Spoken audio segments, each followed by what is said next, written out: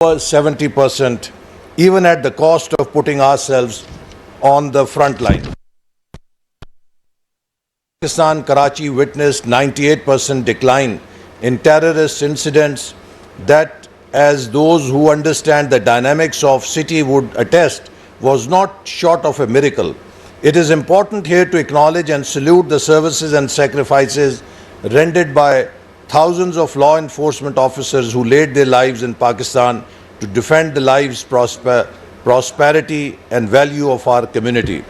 In the wake of horrific Peshawar Army Public School attack in December 2014, where terrorists mercilessly targeted school children, we galvanized a remarkable sense of unity and consensus among the nation for decisive action against terrorism. Prime Minister Nawaz Sharif called all the politicians, political parties, civil and military leadership to forge a national consensus.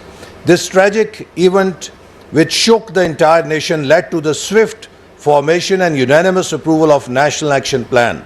The National Action Plan represented a comprehensive counter-terrorism strategy transcending political divisions and encompassing various elements of state and society.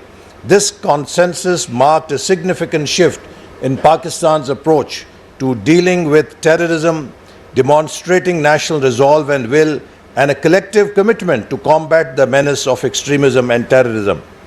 Unfortunately, the continuity of our policies was disrupted as a result of change in the government, as a result of which the incidents of terrorism is again rearing its head, and we see some isolated incidents coming back. Ladies and gentlemen, it is important to reflect on our learnings from the struggles against terrorism and extremism in order to deal with the contemporary challenges. The first and foremost lesson from our experience was that for an effective policy making, stakeholder involvement is a must. Engage all relevant stakeholders, including government agencies, security experts, policy makers, parliamentary committees, representatives from the private sector and civil society, religious scholars and political parties. This ensures a range of perspective and expertise. This ensures that a range of perspectives and expertise is considered in policy making and a broader ownership on the policies is achieved. 2.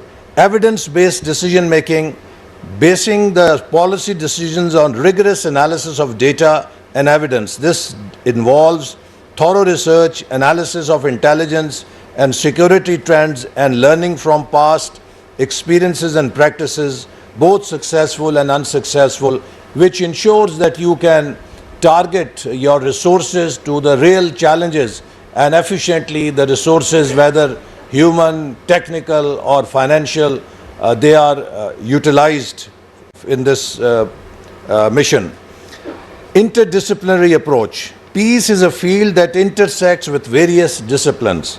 Incorporating insights from fields like economics, politics, international relations, religion, sociology and technology can lead to more comprehensive and effective policies. So this should not just be seen as a mere security challenge, but having a much broader and holistic perspective is important.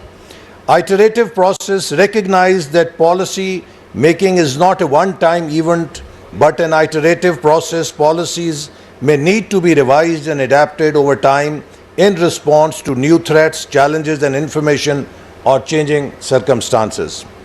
And lastly, collaboration and coordination. Fostering collaboration and coordination among various agencies and departments involved in national security to avoid duplication of efforts and ensuring a unified approach is a must. Muslim League नून के रहनुमा